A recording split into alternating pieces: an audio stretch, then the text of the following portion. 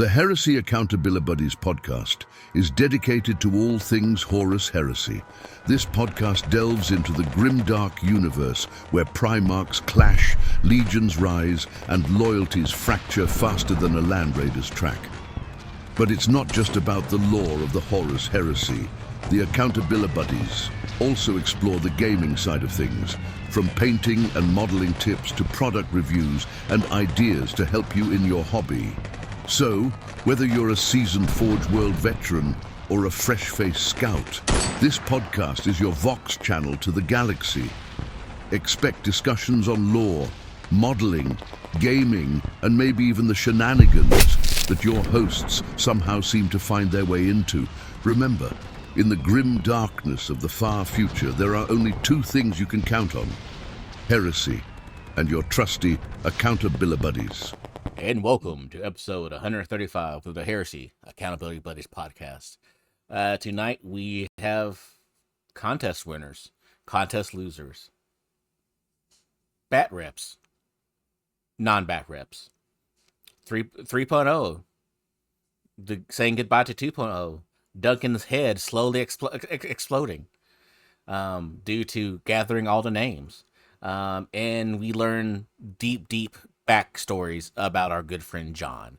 But before we get to all of that, let's go ahead and do a round of introduction. Tonight, I'm Jack with my fellow host of Ryan, Duncan, and John, and Jack.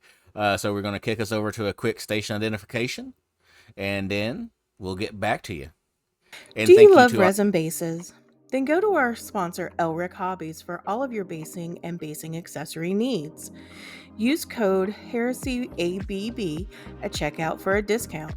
Legendary Monument Hobbies. Monument Hobbies is a one-stop shop for all of your painting needs.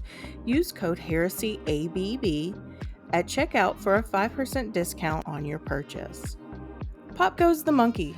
Find maker of third-party accessory bits of arms, legs, backpacks, and more, where you can get 10% off your first order over $125 with code HERESYABB at checkout. Back to you.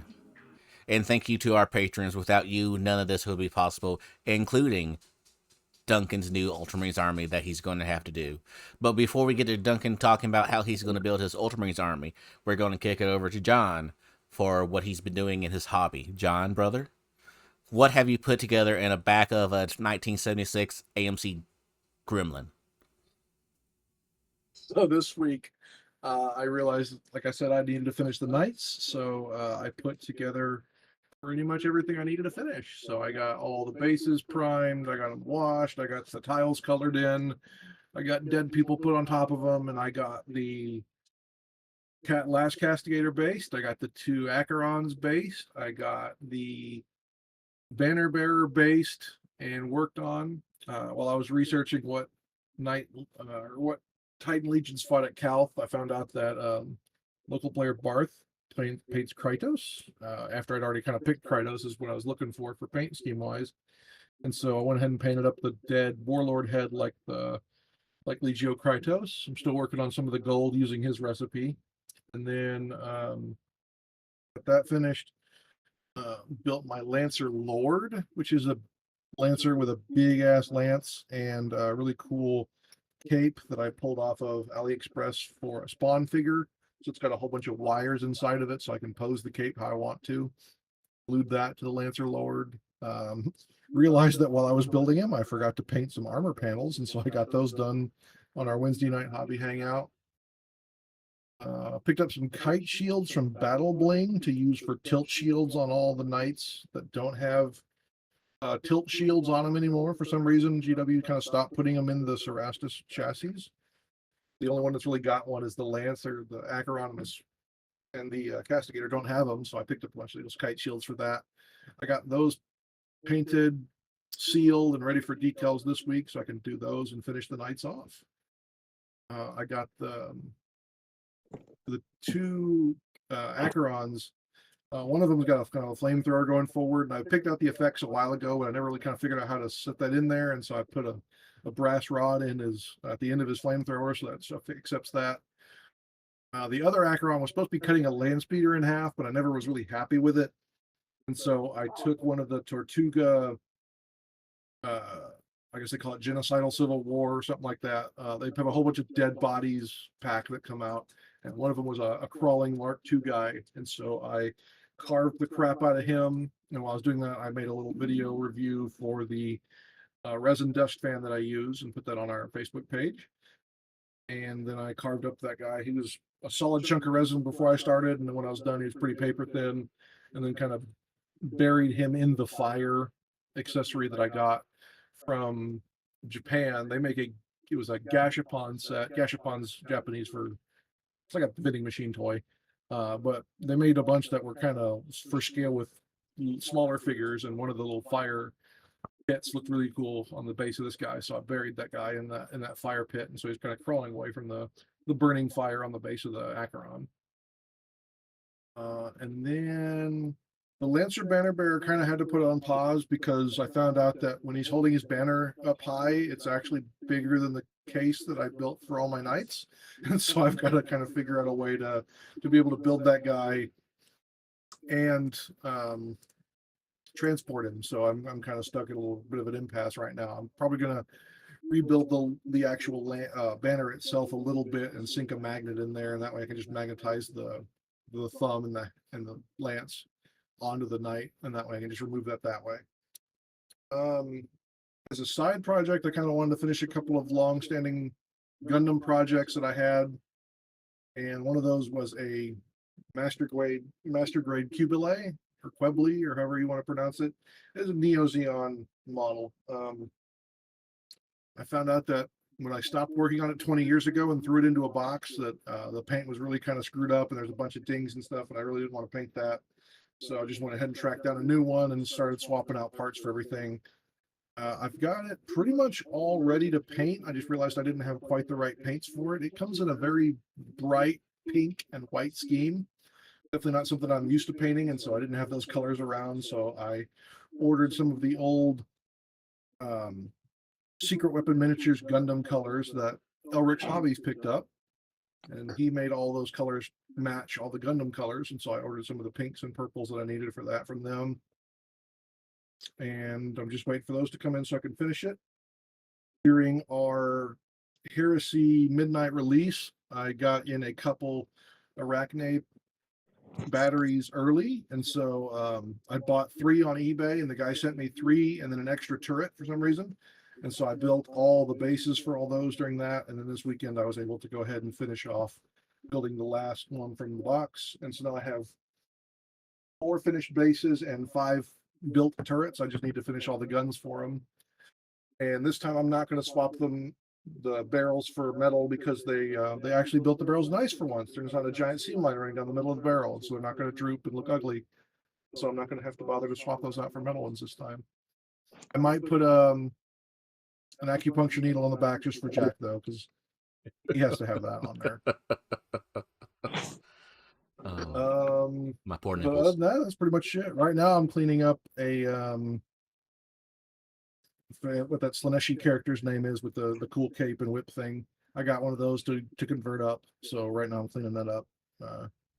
Local guy Jeremy was nice enough to order that for me during one of his orders. So I'm just cleaning that up to use for bits for a possible upcoming Centurion conversion. What about you, Jack? You've done stuff in 2 weeks.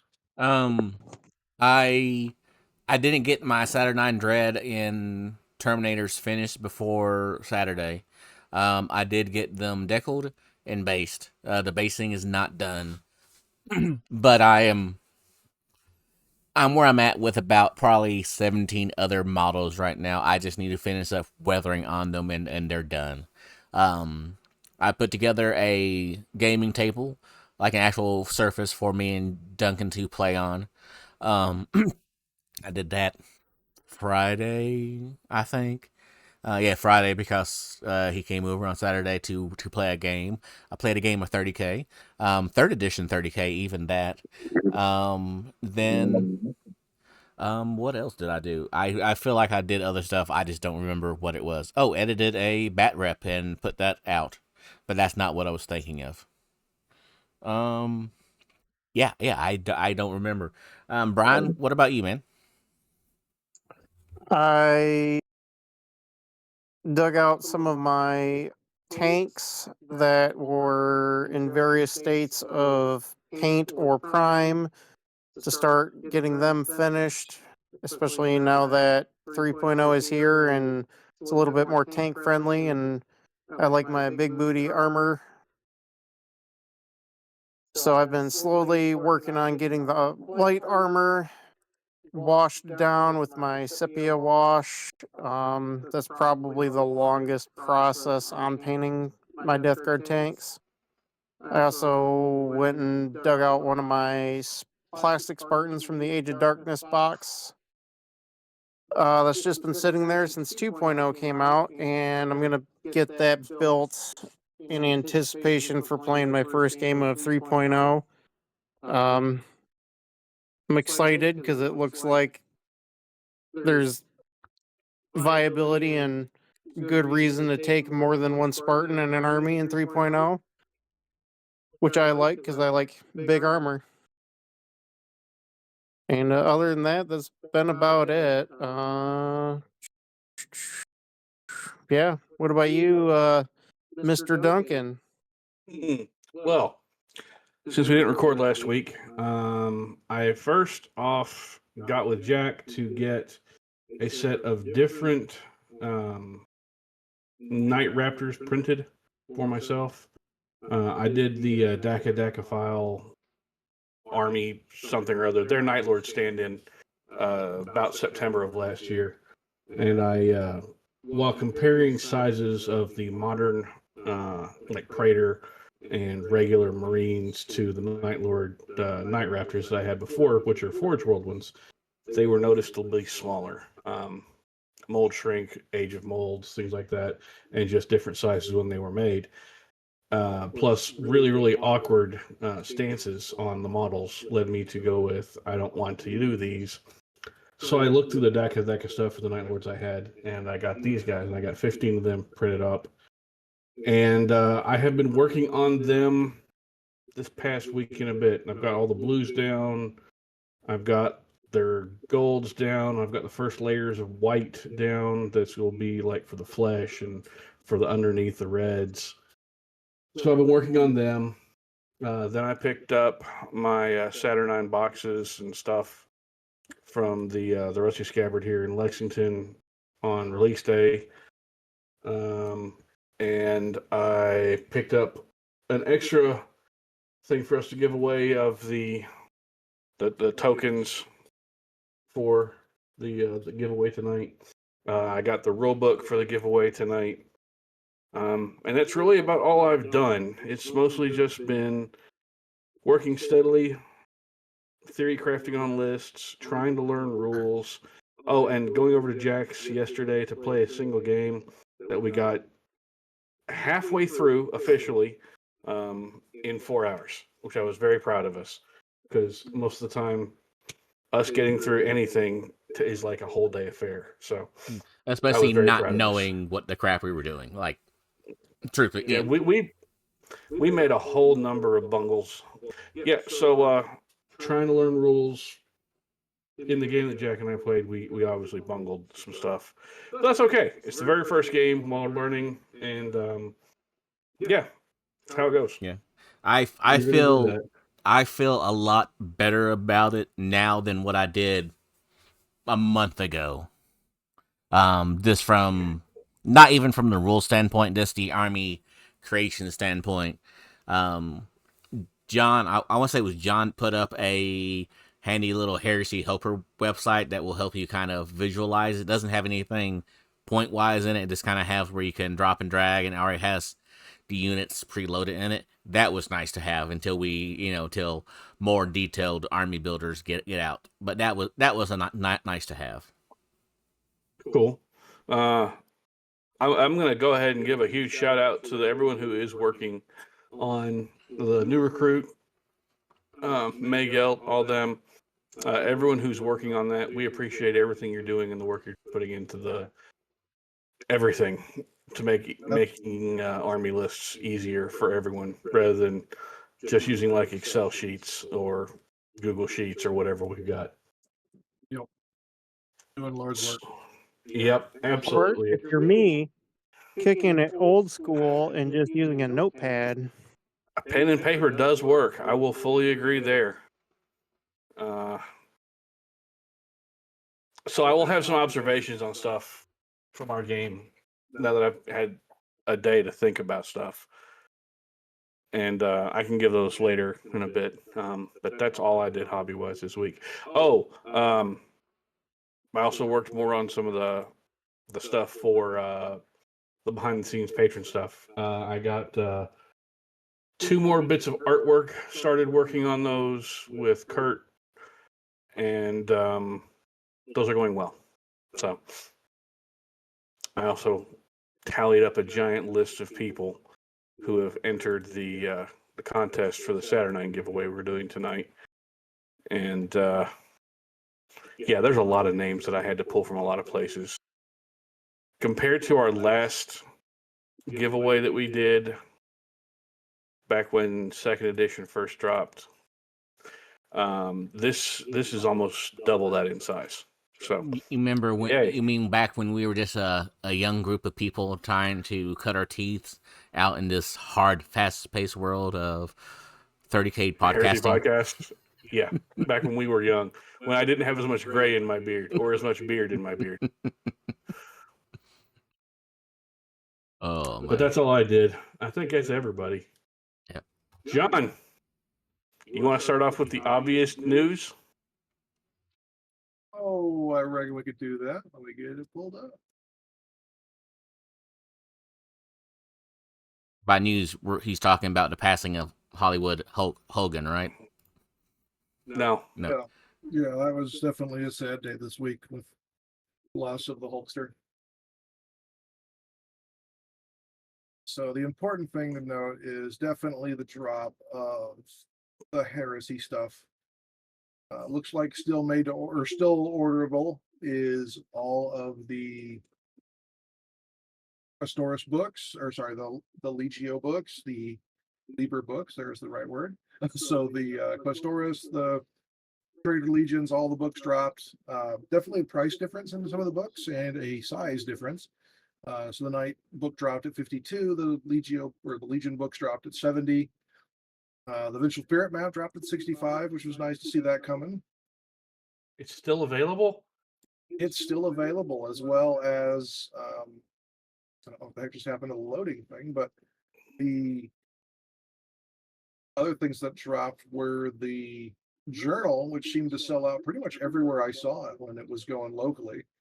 The Age of Darkness rulebook is sold out temporarily online, so that's kind of a good sign. Neat. And then obviously the box itself dropped, and we all went out and picked up our copies. Yep, we did. I know I got mine. Jack got his. So, yeah. So coming next week, we have more breaking up of the box set. We have the Saturnine Praetor coming out by himself.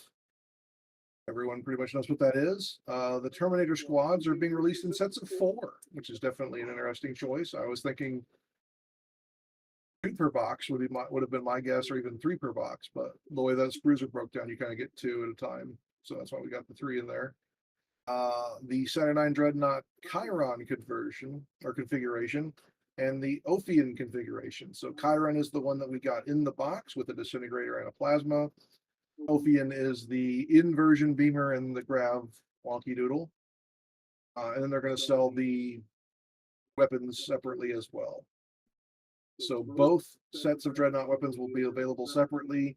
I don't know if that means they're both in one box, or if they're going to be one set for the disintegrator and plasma, one set for the inversion and the grav thing.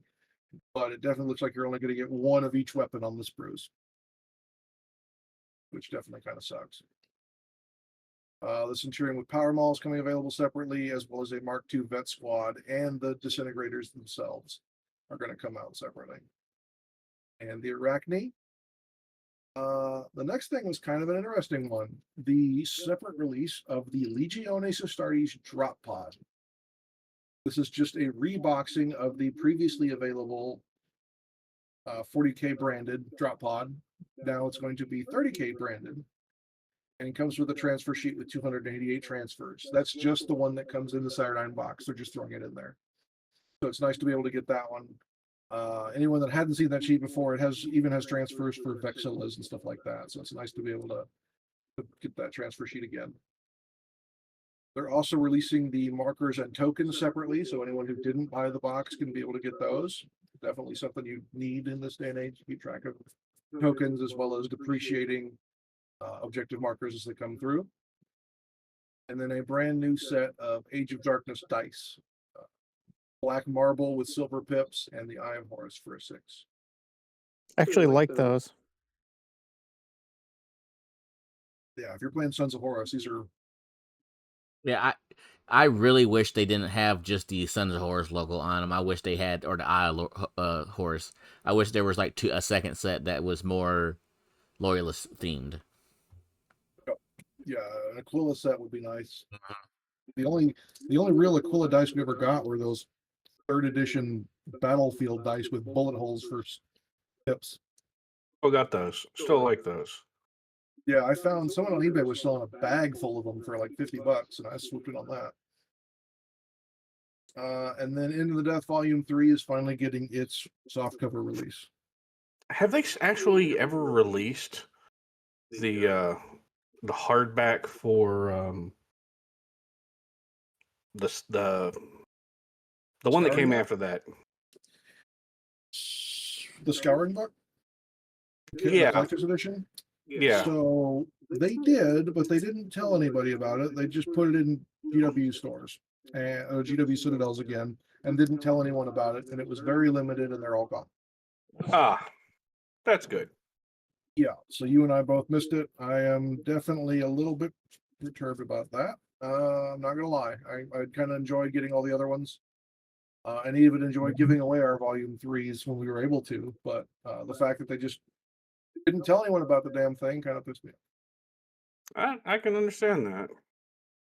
And then the final map, here is where it will end map, showing the Impossible City as well as parts of the Imperial Palace. King's Blade, which was a night book that was written a while ago, right before they started doing audiobooks, is finally getting its audio release. And then some more stuff is coming to Warhammer Plus this week as well. Go ahead. So from this, I'm seeing that I have another map that I'm going to have to buy. Correct. Okay. Well, doesn't hurt my feelings. Yeah, this should be the last one, since this is the one that came in Into the Death Volume 3. Well, we'll see. I've got the entire set of them, so I'm definitely not going to give up and fail to get this one. So I'm looking forward to that. Looking forward to have the whole set and then just kind of put them into cases and spread them on the wall. Yeah. Starforge is continuing their oddball Purity Seal releases. So this week they dropped a Space Wolves Purity Seal.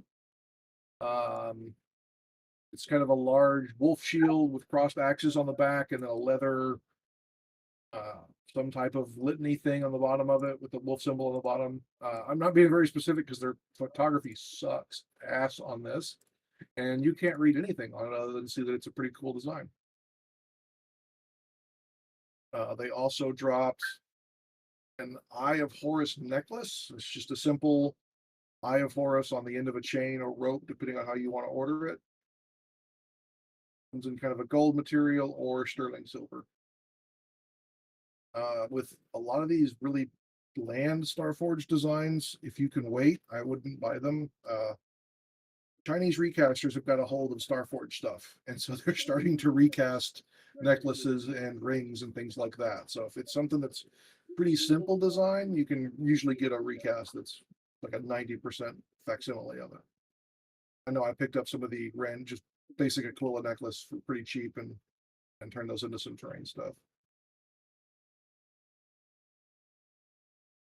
Starforged also dropped a Custodes Misericordia umbrella. So this is designed to look like the Misericordia that all comes on all Custodes, but as an umbrella for $135. Definitely pretty cool looking. If I didn't have the Ultramarines one that came out as a Gladius a couple years ago, I'd probably be looking at this one. The interior is just a bunch of different Custodes artwork. And then the exterior is just a bright red, kind of looks like the panels on the Custode vehicles.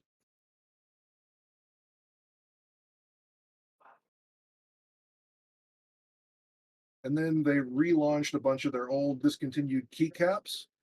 So they came out with an Ultramarine Suzerain helmet, a Grey Knight helmet, a Night Lord's helmet, which is new, a Dark Angel's helmet. There's the Grey Knight helmet, and Black Templar's helmet, and then there's a generic kind of Mark 10 Space Marine helmet as well. I had a World Leader helmet one. Yeah, the Custodian one is pretty cool. I picked up one of the Ultramarine ones because I have a mechanical keyboard, but they're not designed for the mechanical keyboard I have, so I can't use it. I do like that they kind of pipe the light through the keyboard into the eyes of the helmets. But for $60 for a single key, it's definitely expensive. They are all metal and they're pretty hefty. Warhammer merch dropped a bunch of stuff since we missed the Warhammer preview articles that went on while we were on hiatus. They dropped the Joy Toy scale or full size scale Captain Titus helmet. And so this is a wearable helmet with light up eyes. And if you get it with a t-shirt from merch.warhammer, it's $169. If you get it direct from Joy Toy, it's only $79 just for the helmet. So definitely a way to save some money if you don't order directly from GW. If you order from Joy Toy or any of their other suppliers, they're just based out of China or some other stuff. So it takes a little while to get there.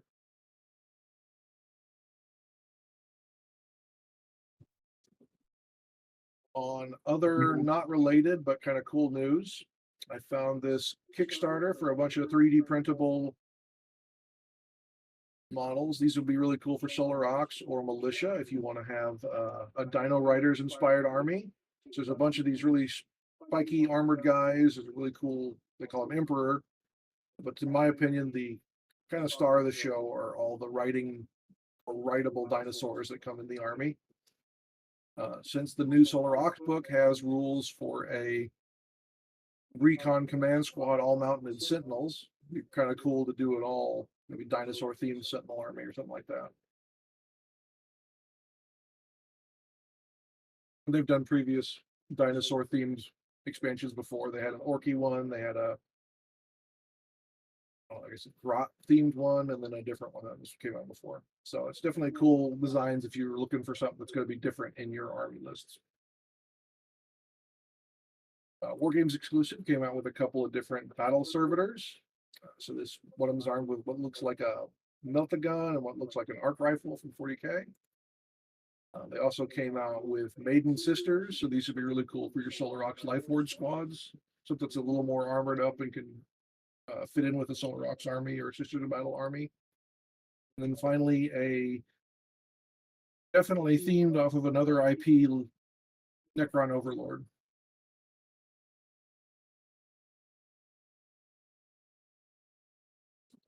And that is really all the news we have this week. What about Pop Golden Monkey's new dreadnoughts that Terminators he dropped? Have you seen those?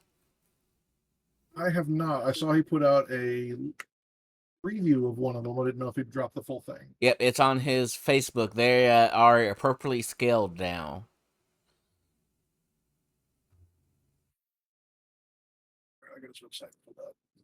Yep, and he calls them Saturnus Pattern Terminator armor. There you go. Oh, yeah. And they come with the right weapons and fists on either side for Duncan. Yep, that makes me feel better. I can always use more guys punching with power fists. Yep, and easily magnetizable too. Look at that. Yep. Maybe we could take a look at that.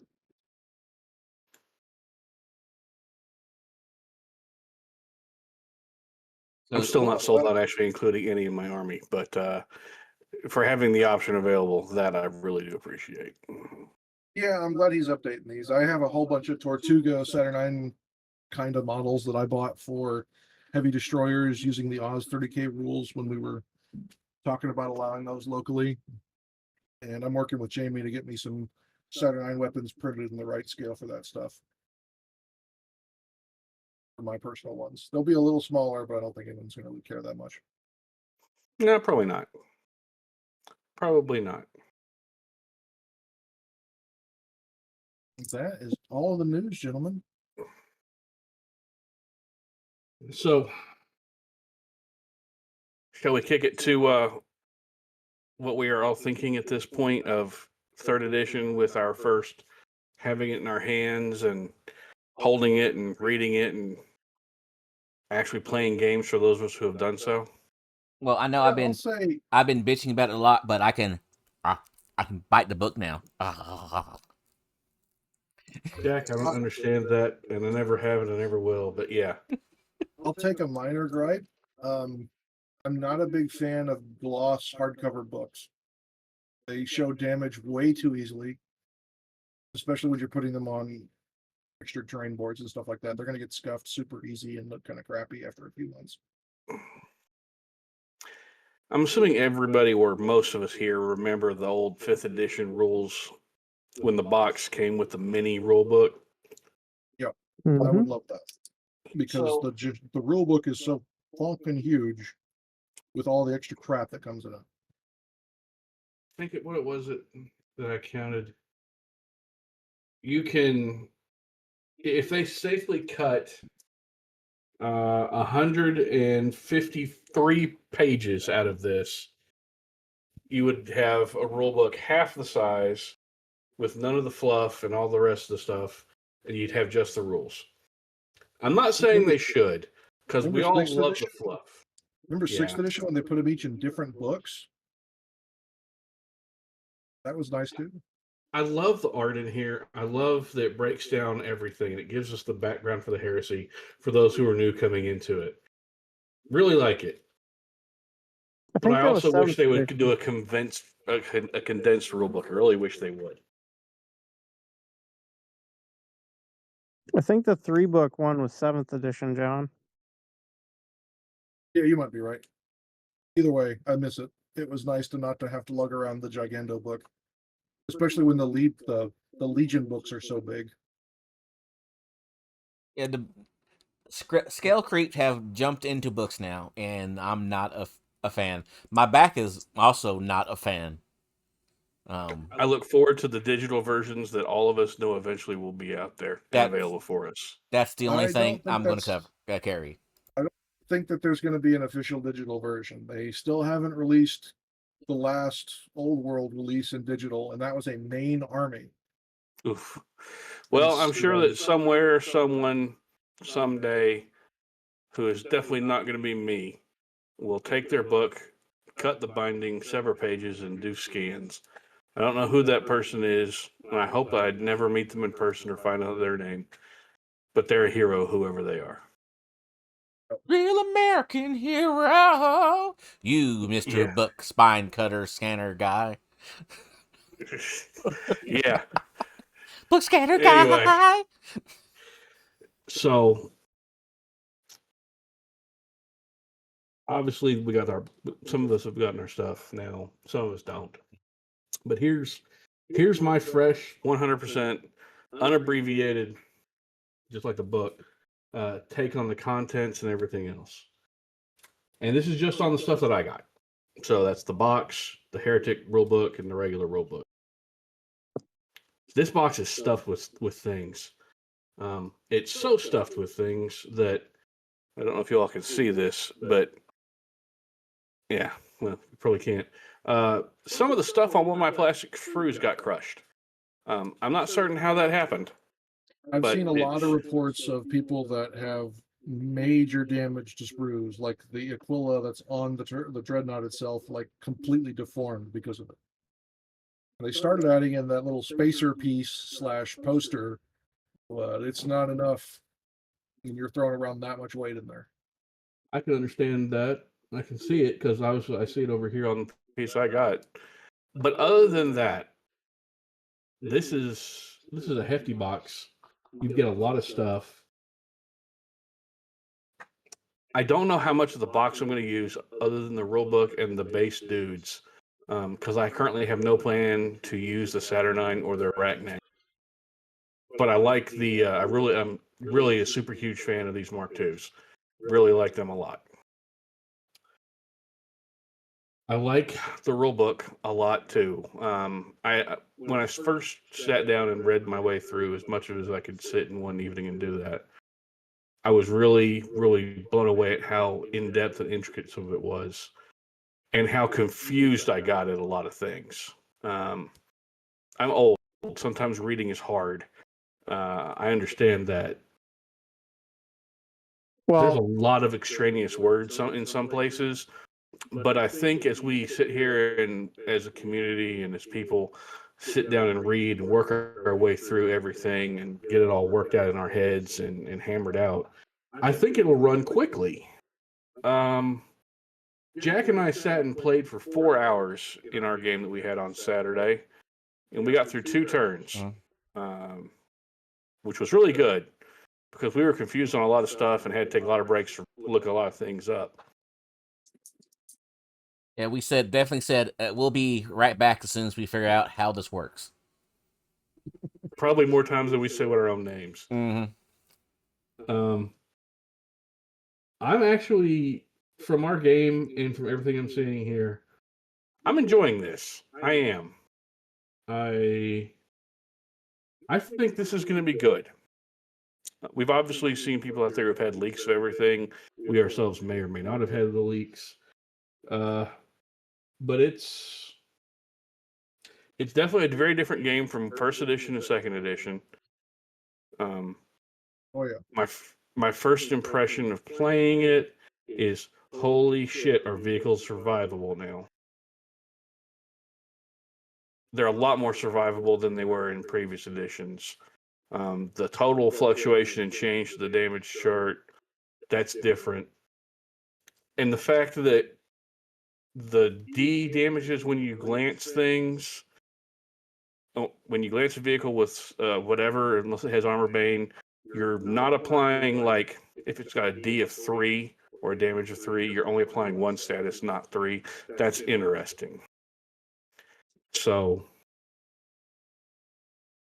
it's vehicles are going to be a lot tougher to get rid of. You may be able to shut them down with all the status effects you can stack on them, but stock up on Predators, folks. Stock up on Fell Blades and Glaives, because they're going to be really good right now. I'll stick with my Sicarans. That's fair. That's fair. They're also going to be good. So are Land Raiders. So are pretty much every vehicle that I saw on the table, except the Kratos. And that might just be the choice of the weapons that Jack had on it, but I was not impressed by the Kratos. I was not impressed either. I don't know. Las Cannons, I feel like we're back to first edition Las Cannons. Like, I'll be the first to admit that last edition was a little bit much. But now it's just, I don't know. This Las Cannons feel pointless. It could be all the 14 that I was going against, but it was, man, for Las Cannons. I have a question for you on that one, Jack. Mm-hmm. Did you notice that the Kratos has the stable rule, so it's always giving the damage bonus on the last cannon shots? No, but also it never moved. Okay. And also, Jack's dice may have somewhat betrayed him a lot. And when I say betrayed him, we're all used to normal dice betrayal. This wasn't normal dice betrayal. This was Jack was hitting like a third of the time, not half, not 2/3, maybe a third if he was lucky. Well, that's what you get when you're a loyalist. Shut up. See? Makes perfect sense to me. Shut up. Ultramarines just can't shoot. It's the same with the Aquila being partially shaved off out of your Saturnine Dread. They're just doing you a favor. They're starting the process. See? There we go. There we go. It's not a bug, it's a feature. You know, I appreciate you saying that, Brian, more than you will ever know. See, I'm not always toxically negative. I didn't say that you were, sir, and I appreciate you in every way that you deserve. Just don't tell my wife's boyfriend about that, okay? Yep. Won't tell the dog about that at all. John, what do you think so far? I've read through the book a couple times now. I like a lot of the changes in there, but like you said, it is hardcore a completely different game. We were going over some of the changes during the midnight release, and one of the guys, like as we're explaining some of the changes, like you can charge out of rhinos. He's like, "Oh, that's crazy." And I'm like, "Yeah, but you don't get the +1 attack when you charge anymore. You don't get a lot of the things that you kind of assumed from the previous editions. You really have to come into this as a complete new game." It is. I think that a lot of the game is going to be in that short to medium range. It's going to be a lot of the game is going to be dependent on movement, and a lot of these things kind of kept their same movement values as before. With a 4-turn game, I wonder a lot about some of the further placed objectives and things like that if you're only foot slogging. So I think you're going to have to be taking the transports that were kind of questionable before. And Rhinos, in response to that, got a definite points increase. So And they got an armor increase. Yeah. So I like a lot of the things you're like, oh god, and then because you immediately assume based upon your previous notions, like, oh, this compared to what it was before. Like specifically the tank or the knight that I just finished building, I was looking at its rules, thinking I got to use it at our 2.0 send-off event that we had a couple weeks ago. And its conversion beeper was just kind of there, if you know what I mean. Like it wasn't doing nearly the work it should have, based upon what I kind of assumed that the giant guns that it had would do before.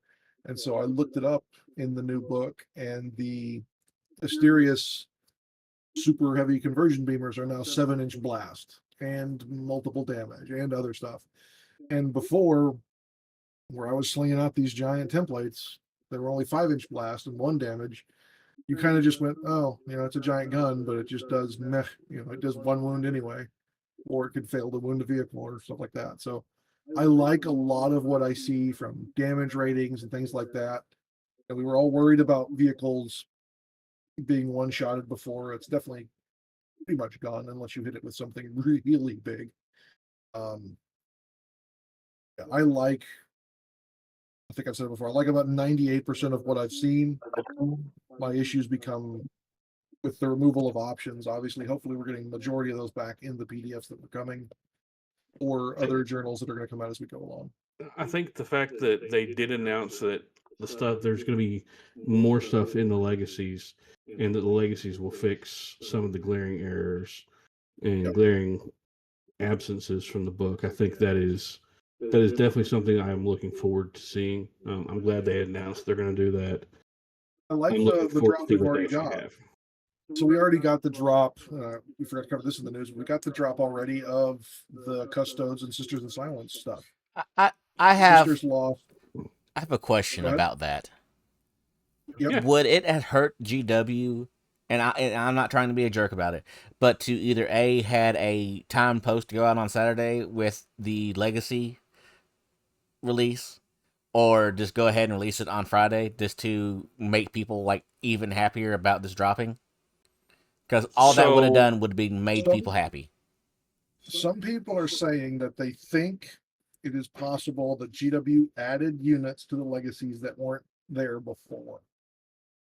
If that's possible, they could be technically playtesting them right now, depending.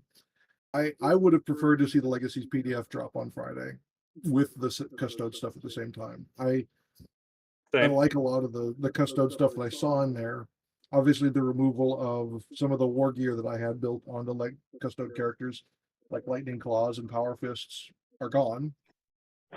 Sisters of Silence lost 90% of their units because they didn't have models. They were all conversions or combinations of other units. But what I'm seeing for the rest of it, I like a lot.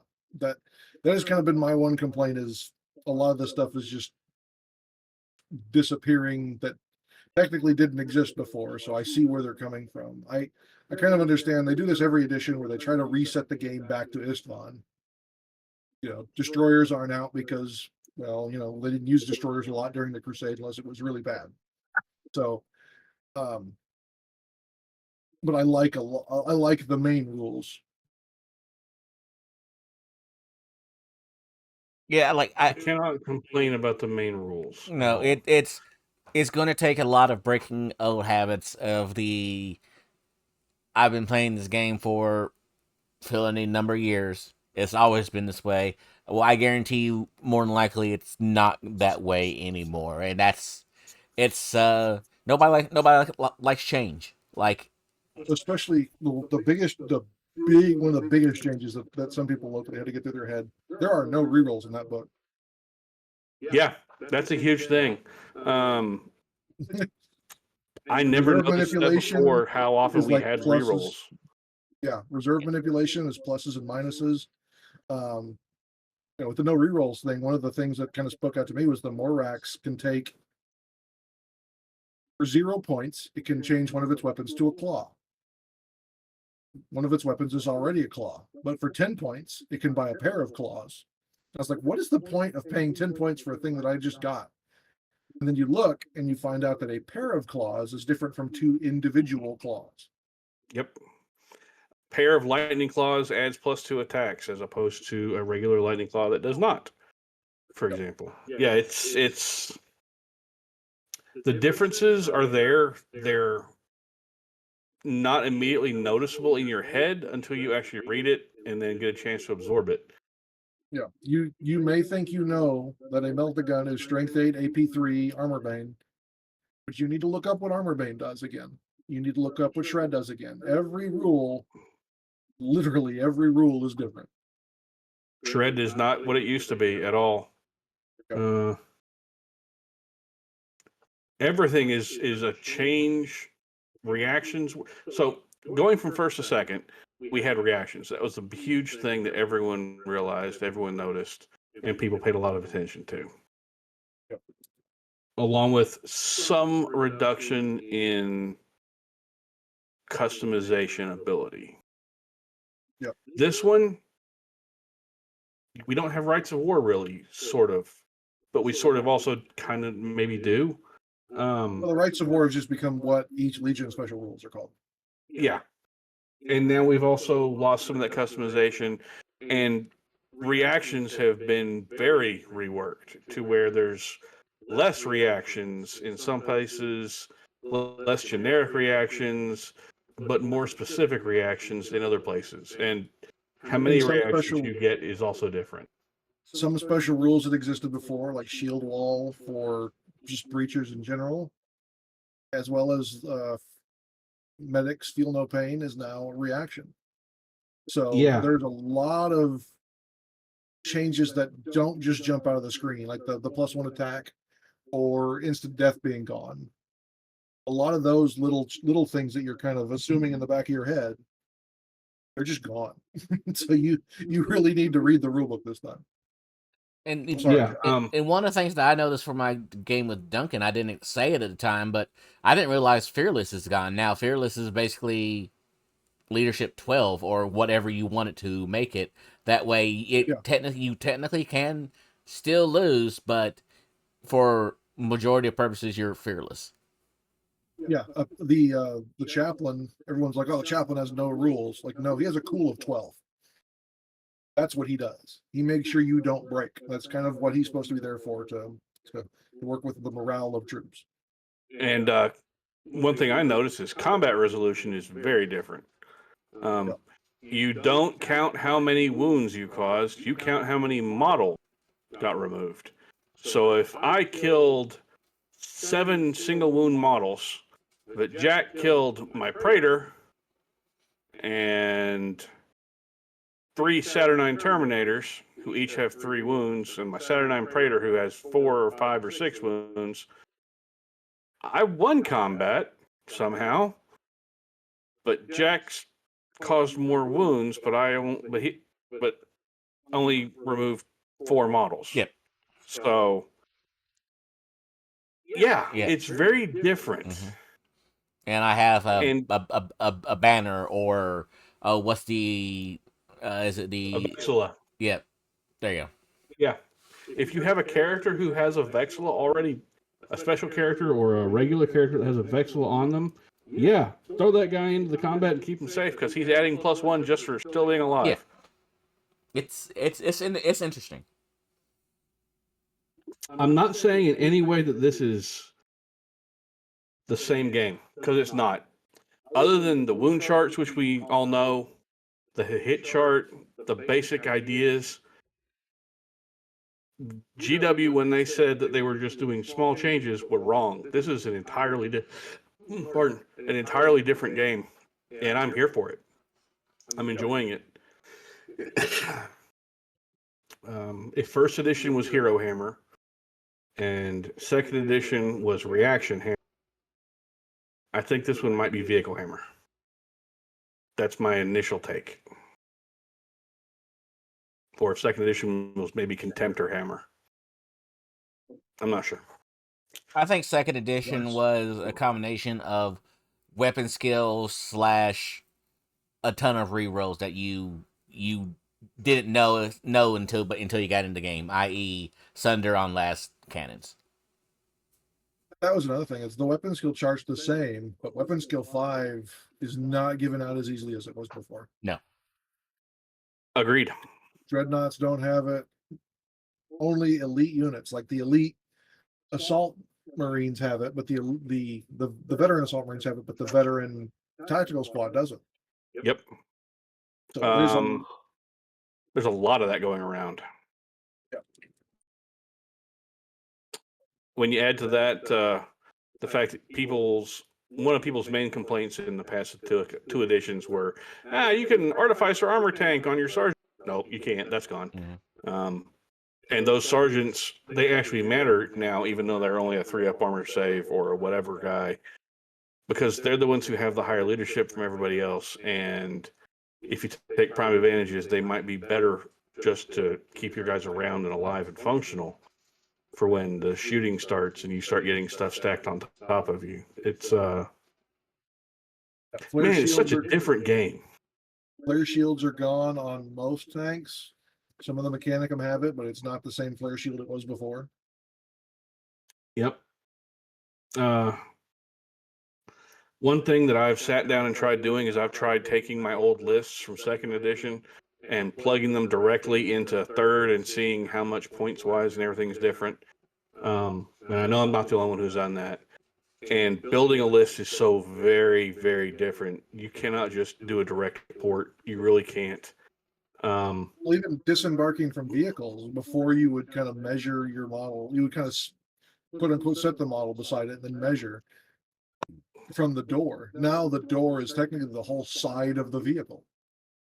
Yeah. So Spartans are a lot easier to get out of. Remember Land Raiders, or Mars pattern Land Raiders, the 40K one, you could always kind of screw yourself depending on where you put the last cannon. Now It's not so much. Yep. It's so different. It's so changed. Reserves the plane reserves can come on from any part of your deployment zone, including the sides of the board. Yeah. That's another thing is how different types of reserves, yeah. It's not Horus Heresy the way we remember it. It's not the same game. Go through the book. Start from scratch. Bob is brand new. He knows just as much as you do.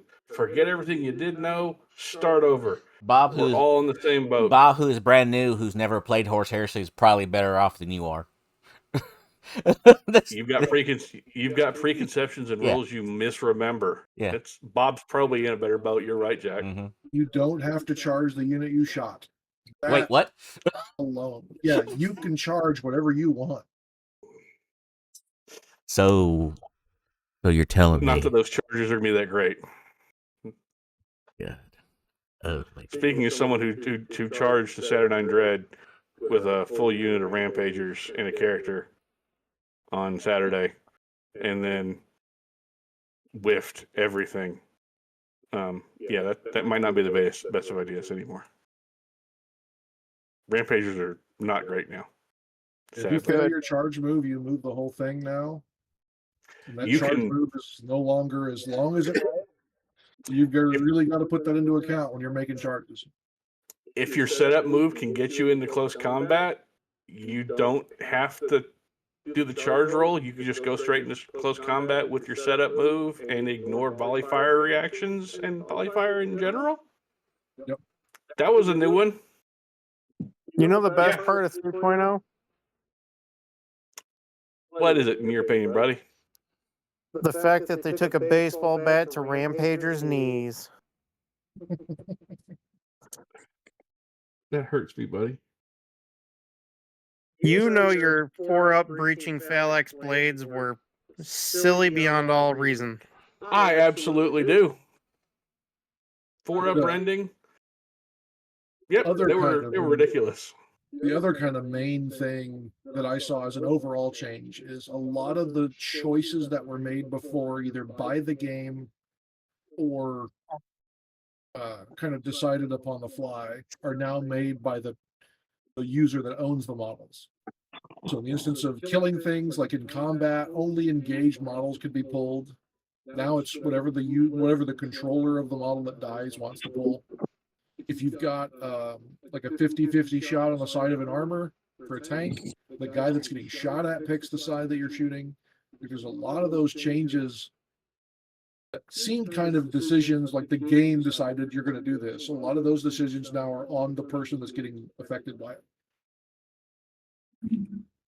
Not gonna lie though, I don't know of anybody that actually appropriately followed the combat casualty rules in 1.0 or 2.0 correctly anyway.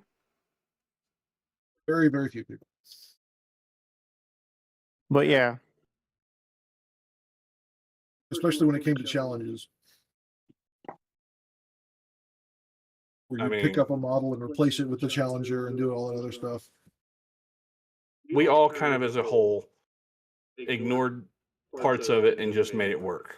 And I'm pretty sure that as this game goes, we will see that same generic players agreement of, I'm not going to do this. This is too many additional steps when we can just sum it up in this way. And I'm sure that things like that will happen. They happen every edition of the game so far. They'll happen again. Well, there's always the corners can be cut because they become kind of irrelevant in the circumstance.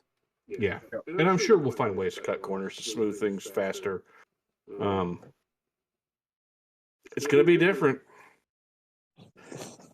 I think something that it's no longer done last. It's done as you deploy, and it can't be in the enemy deployment zone. Outflank is no longer from the enemy deployment zone.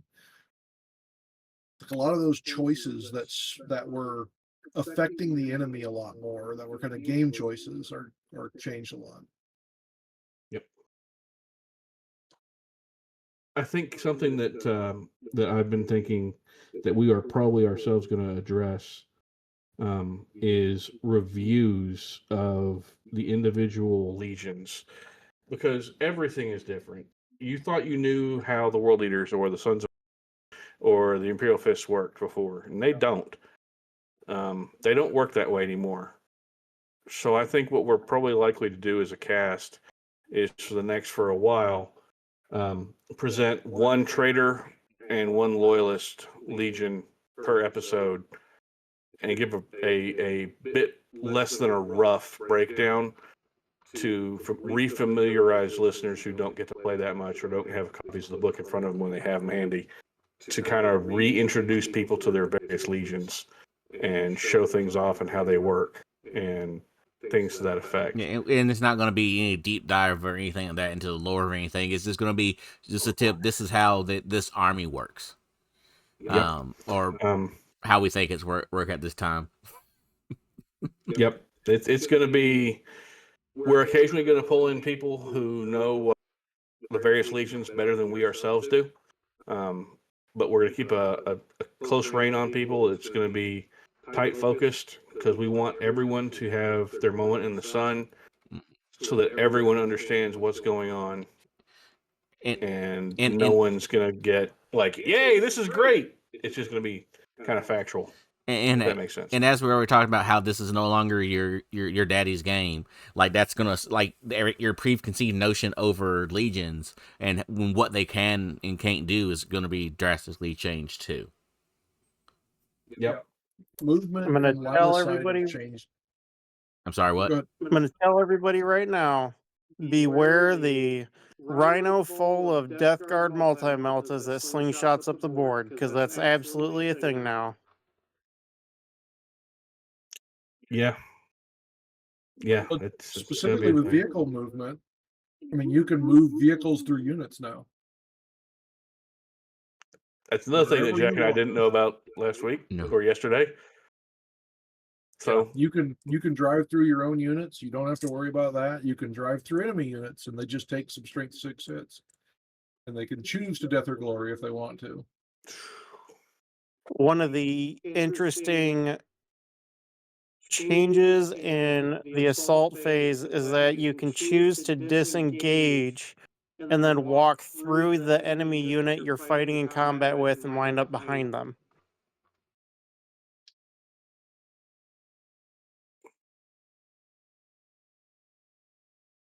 Yeah, charging a status unit if they're falling back is no longer just wipe them off the board or do something else. Just the reaction to someone losing combat are huge, as well as the fact that banners and Vexillas add bonuses to the amount of models you lost or didn't lose. There's combat resolution is really different. We were making a list of the things that changed for local guys, and it started just becoming 70, 80 page. Like it was one sheet that made it to about 70 blocks just for overall views, and then we're like, well, maybe we need to change war gear as well. And it got to be the point of just every war gear changed, every reaction has changed. Night fight is gone. Everyone rejoiced at that. Well, not everyone. I can still hear Nick up in Indiana being upset about no more night fight, and I kind of feel where he's coming from. Wait, no more night fight? That's exactly what I'm thinking. No, night fight's gone, Jack. It's been gone. It's gone this whole edition. Well, this edition is one day technically. Yeah, it's been gone all of one day. Congratulations. Oh. Apparently, nobody fights in the dark. No, everybody wakes up at 7 a.m. sharp so they can go to the battlefield and fight in the day. It's those damn glowing eyeballs. They have some night vision goggles. They have crap that can sensors and things like that can fucking work now. You mean we're not afraid of the dark anymore? Correct. I'm so scared. So many little one-offs that even through, like, I read all the way up almost twice now to the close combat section, and there's still stuff I'm missing because I'll just be sitting there in word soup, and I'm sure I just glaze over.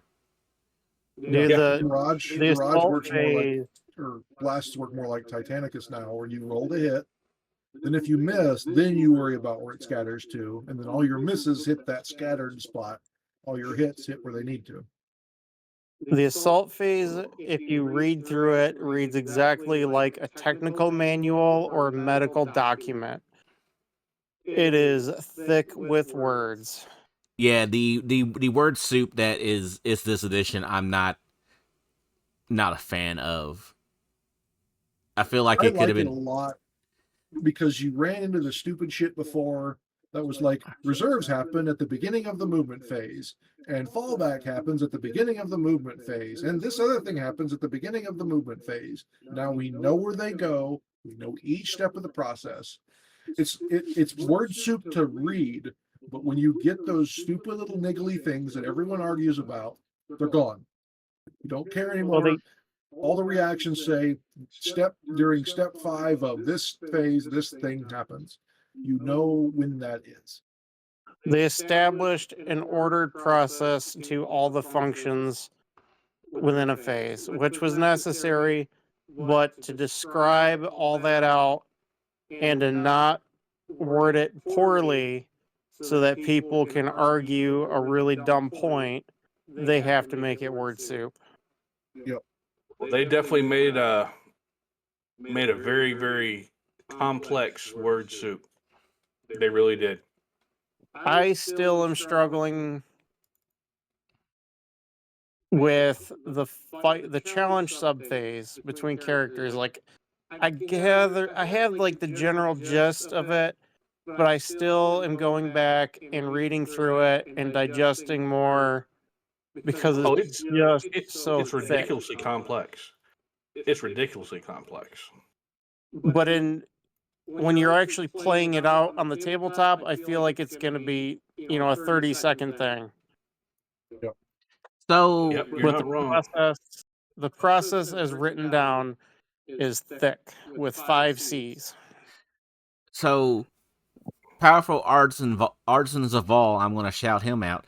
You can take off your las cannons and put on Gravis heavy bolter batteries On On what? Spartan, yeah. on a Spartan. Yep. Sure. I don't run Spartan, so I haven't read it, but that's interesting. What's that do? I don't know why you'd give up the. I don't know why you give up the last cannons, because you're probably going to need them. Well, on a Spartan, I don't know why you'd even bother taking las cannons. The laser destroyer array is, I feel, just flat out better, and it's a free upgrade. There is that also. I don't know. Because you get suppressive 2 with the Gravis heavy bolter battery. That's why. Yeah, and if you've got more than 5 shots with a bolt weapon for Imperial Fist, you get a bonus. Yeah, there's that too. Yeah. It's those little interactions that you all will have to pay attention to, because there's so many of those little interactions. It's not even funny. One of the interactions that you were running into, Jack, this week was when you buy a shield, you get the shield trait. And everyone's like, what the fuck is the shield trait? And it literally just gives you the shield wall reaction, because the reaction says you can only use this if you have the shield trait. Same thing with psychic powers. They talk about what the tests are, but they don't tell you when to take them. And each psychic power tells you when to take them, depending on if it's a curse or a blessing, or if it's a targeted attack. So each one of those is going to break it down differently. Yep. And So as Jack and I discovered yesterday, when you're casting a spell on me that's a curse, you don't roll at all. I'm the one who rolls against my willpower. And my resistance is what depends on if you succeeded. And then it also depends on if you get perils as well.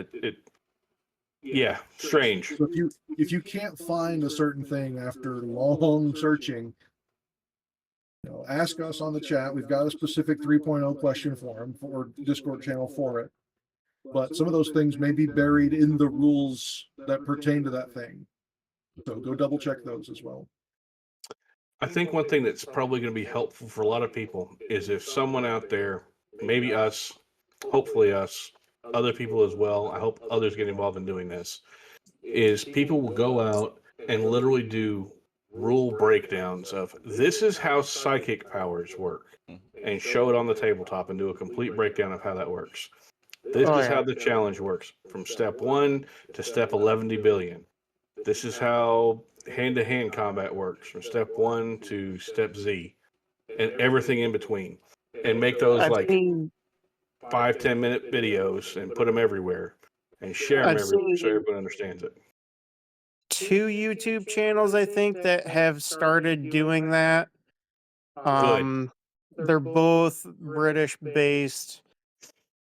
Oh, I'm blanking on the names. I can't remember their names right now, but they keep popping up on my YouTube algorithm. But one of the guys covered these are the psychic powers, and this is the gist of what they're gonna do for you, and gave like a short rundown, essentially, of how they function, what their purpose is, and how you might utilize them. And that was only like a 25-minute video for all the psychic powers, the generic psychic powers. I'll show this, and then I'll also post it to our Facebook page and our Discord channels. But John Stanford came up with this pretty handy little cheat sheet, not the GW ones that come in the thing, but this is a different one that breaks down a lot of the assault phase, some of the vehicle damage stuff,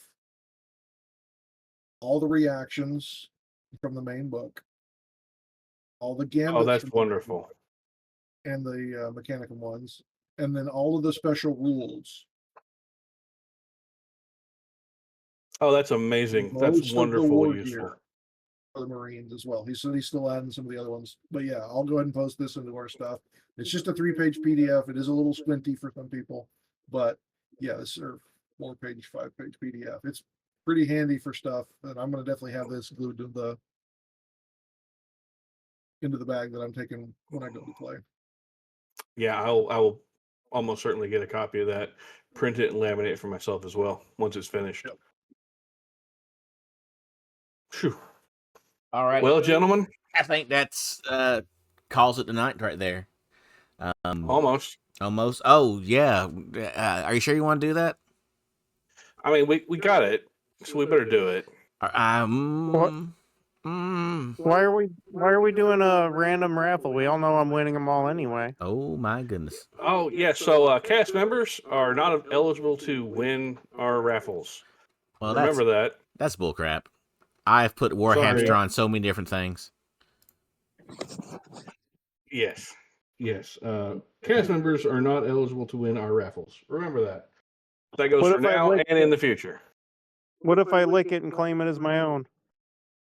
Then you should probably talk to John and file your complaint with him.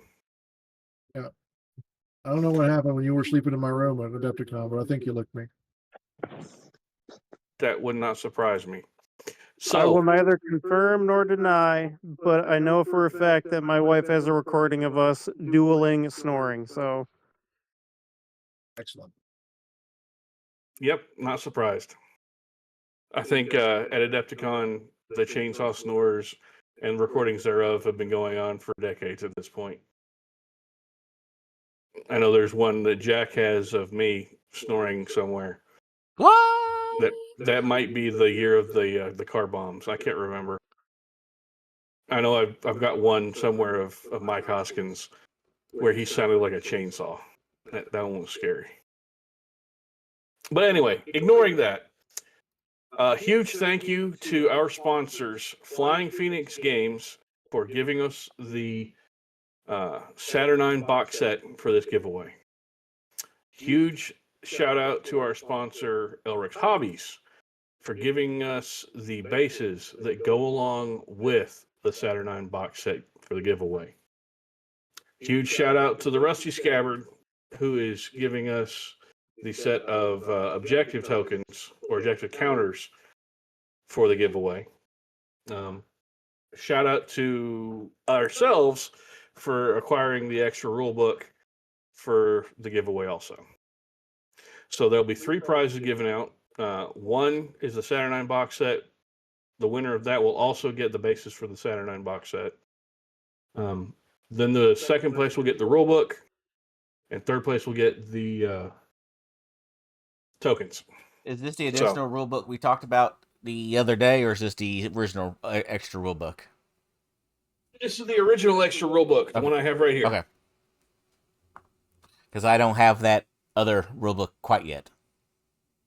I have this one already. I got it when I got my boxes. So I got 2 boxes, and I get 2 rule books, and I'm giving one of them away.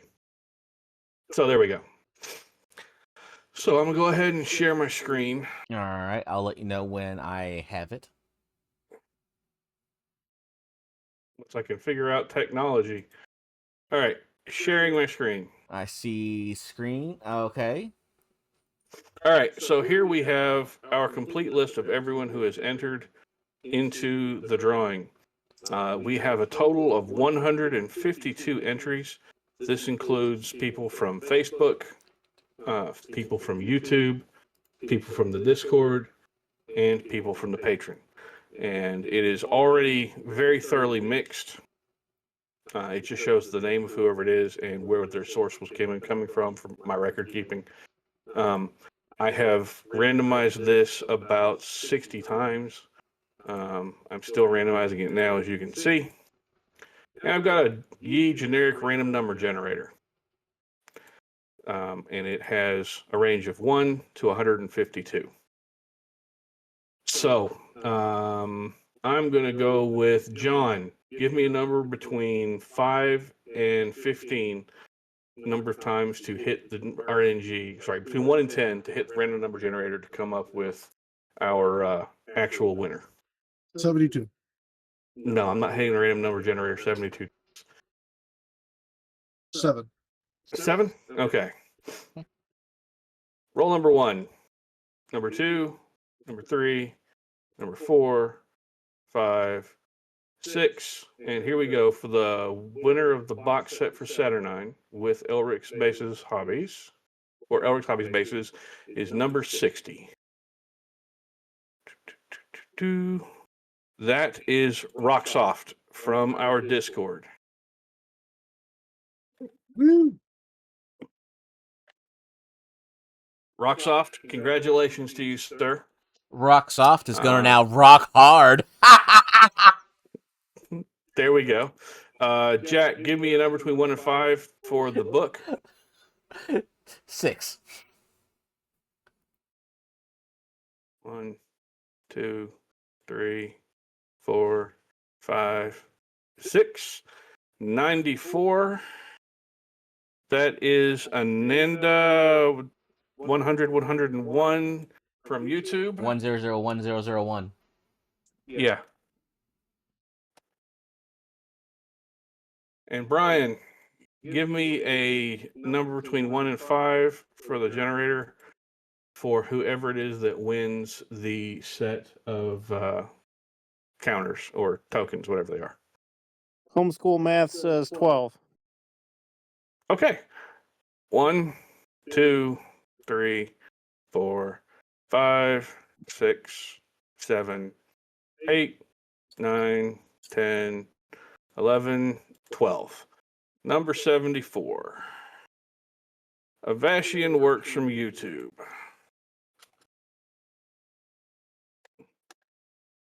Those counters are pretty rare. My store didn't get any of them for some reason. Well, there we go. Congratulations to our winners. Avashian Works with the tokens. Ananda 1001001 book and Rocksoft for the Saturday Night box set. More like rocks hard. Congratulations to each of you. If you would be so very kind as to reach out to us here on the Discord, just send me a message. Well, Avash has already reached out on this Discord. Yeah, I'm not surprised. If you are part of the Discord, reach out to me, send me a private message, and I will get with you. We'll figure out shipping and everything. If you are not on our Discord, you can reach me at our email address, which is show, SHOW, at heresypodcast.com. And just reach out to me, and I will get with you and figure out shipping and everything else. Congratulations to our winners. We look forward to having you all around. We look forward to having the community around, and we look forward to doing more of these again in the future, because we will be doing more of these in the future. And we still have the 2-week hobby challenge giveaways going on. We still also have the free ticket for Warzone going on as well. So for people who are wanting to enter that, please put your entry in the contest channel. Remember, it's a brand new character, unpainted, that you yourself are going to paint and take to Warzone. And as far as event shout-outs go, I started a new event series, kind of, at Dallas Games Marathon. So we normally have the Heresy every third Saturday. Now we're going to have painting every fourth Sunday. This is going to be kind of an everybody meets up and paints at the shop. But we're going to throw in a little bit of a fun part of it. There's going to be teaching as well. So this time it went through airbrushing. Next time is probably going to be weathering. But I haven't really hammered it out yet with the owner about what they want to see yet. But every fourth Sunday is going to be some type of everyone paint and gather as well as class time. So if you're free in Plano, want to come to that, you're welcome. And then I put the tickets link up for the Eventbrite for my third weekend in January 3-day event. It'll be also held at Dallas Games Marathon.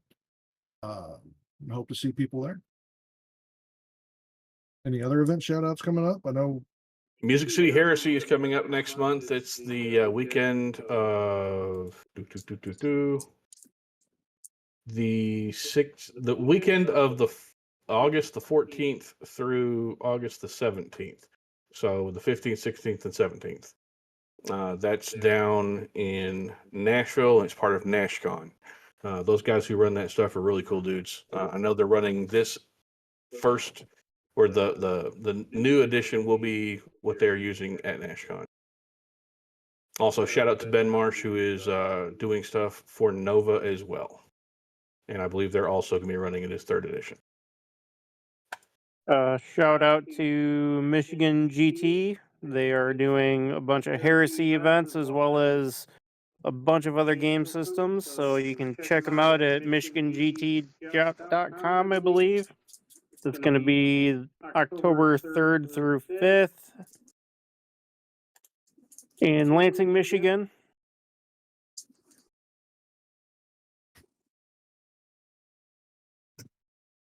Well, I think at this point, that's about all we got for the night. Am I right? I think it is. I think it is. So thank you very much for being here with us tonight. Congratulations to our winner. Continue to be positive about everything that is going on, because everything will in fact be okay. So much okay that I'm going to kick it over to John to do that thing. John, do that thing. Thank you, everybody, for joining us for this, the 135th episode of the Heresy Accountabilibuddies Podcast. I'm John. Tonight I've been joined by Brian. Duncan. Jack. And we appreciate everyone coming by, and thanks to all the winners and patrons. We really couldn't do this without y'all, and otherwise we'd just be speaking into the void. So we look forward to talking to y'all next time. Always remember to stay accountable to yourselves, to your buddies, and your hobby. And we'll talk to you next time. Bye-bye. Bye. There you go. Like and subscribe, and see ya.